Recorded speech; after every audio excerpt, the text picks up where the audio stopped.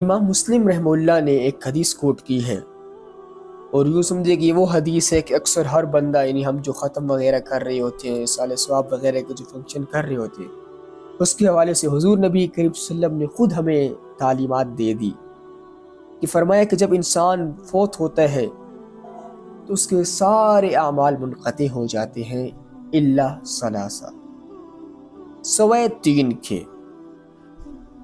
یہ تین اعمال انسان کے مرنے کے بعد بھی اس کو اجر اور ثواب ملتا رہتا ہے۔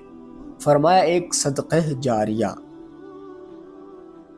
کہ جو انسان نے کوئی نیکی کا کام کیا ہو، صدقہ جاریہ کا کام کیا ہو، اس کو مرنے کے بعد اس کا ثواب ملتا رہے گا۔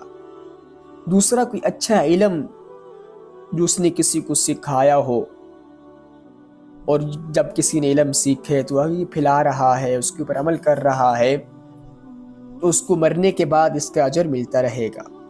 اور تیسرا نیک اولاد، الولد الصالح، نیک اولاد انسان مرنے کے بعد چھوڑ کر جاتا ہے تو اس کے مرنے کے بعد بھی وہ جب تک نیکی کا کام کرتی رہتی ہے، جب تک وہ دین کے اوپر قائم رہتی ہے، جب تک وہ اللہ اور اس کے رسول صلی اللہ علیہ وسلم کی تعلیمات کے مطابق زندگی گزارتی رہتی ہے، تو اس کے والدین کو بھی اس کا اجر اور ثواب ملتا رہتا ہے۔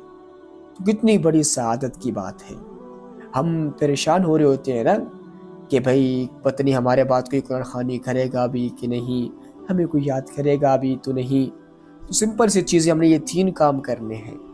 اگر ہمارے پاس کچھ اللہ نے کچھ دیا ہے، رقم وغیرہ، کوئی ایسی ہمیں موقع ملتا ہے صدقہ جاریہ کام کرنے کا، تو ہم صدقہ جاریہ کا کام کریں۔ اور اگر اللہ نے ہمیں جو کچھ علم دیا ہے، ہمیں موقع ملتا ہے ہم آگے کسی کو سکھائیں۔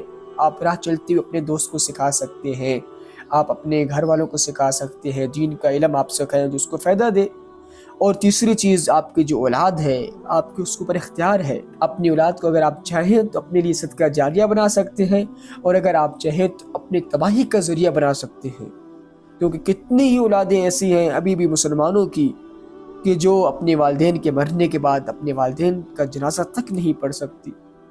اب یہ چوائس آپ کی ہے، آپ کے اپنے اختیار کے اندر ہے۔ اولاد کو آپ نیک بنیں، دین کا پیروکار بنیں، شریعت کا ان کو علم دیں، اور آپ کے مرنے کے بعد وہ دین کے اوپر چلیں گے تو اس کا آپ کو بھی اجر اور ثواب ملے گا۔